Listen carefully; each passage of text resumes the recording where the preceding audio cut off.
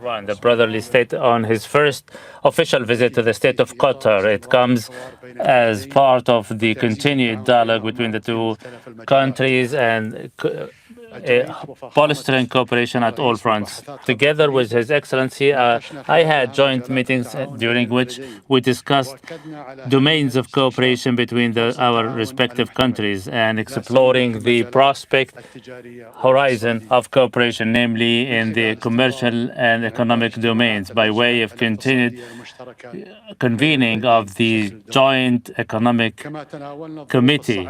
We also addressed the dire and momentous conditions the region is living through, namely the Israeli aggression on Gaza Strip, Al-Aqsa Mosque, whereby more than 41,000 Palestinians, including innocent women and children, were killed. Also, the yet another aggression by Israel on Lebanon, which is still underway, as a result of which thousands, hundreds were killed and thousands injured. This places the entire region on the verge of mayhem and widens the circle of violence. At a time where the state of Qatar is calling on the international community to live up to its responsibility by way of swiftly acting to pressure Israel to put an end to its malicious aggression on Gaza Strip and Lebanon, they continue to support any regional or international efforts aiming at de-escalating the region. The recent escalation in Lebanon over the past few days is what we have been warning of since the beginning of Israel's aggression. It continues to escalate, and the state of Qatar has been closely working to reach a ceasefire and to contain the conflict. Yet, the developments are rapid, and in order to achieve this de-escalation, Israel's unjust war on our brothers in Gaza Strip and Lebanon must come to a halt. Since mediation is our strategic option as part of our foreign policy, we reiterate that we'll continue to exert maximum effort in our mediation effort to put an end to the war in Gaza and have the detained and captives released, despite the continued military escalation by Israel. We also reiterate that the two-state solution and the establishment of an independent, viable Palestinian state on the 1967 borders with East Jerusalem as its capital is the key to a lasting peace in the region. Any other proposals is nothing, are all doomed to failure. The Palestinian people have been offering great sacrifices over decades, cannot accept less than that. Once again, I thank His Excellency for his visit, wishing him and the Iranian people all progress and prosperity. In the name of Allah, the Omnipotent, the Merciful, as a matter of fact, I extend all thanks and appreciation for the warm reception and generous hospitality.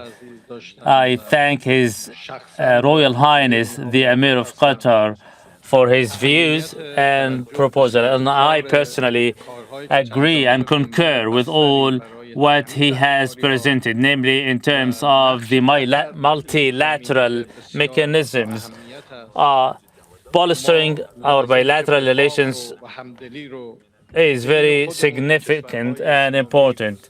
We must have, as a country, harmony and unity together with our regional and neighboring countries, namely our Muslim countries. And this is what we were commanded by the Prophet.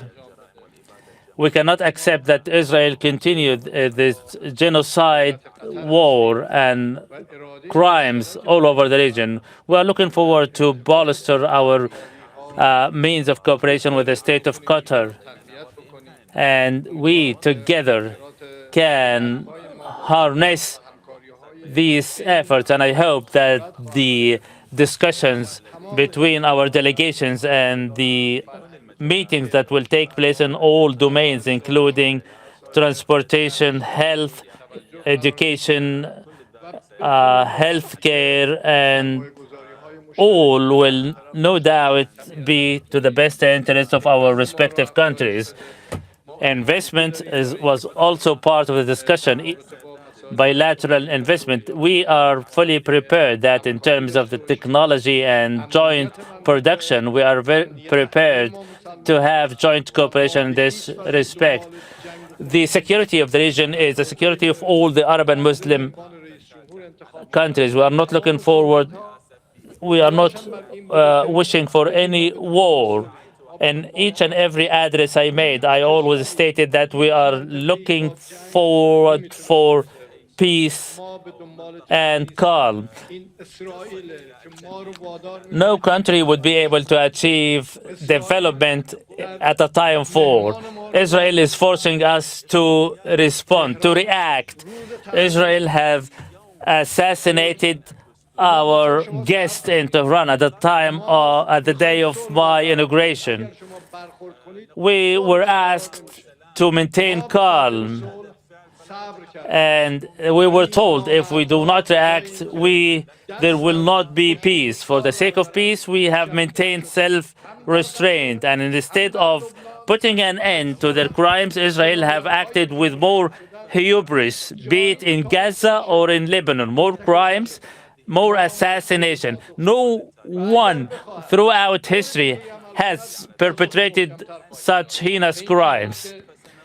If they reacted, we will react more fiercely and harshly. This is what we are committed to.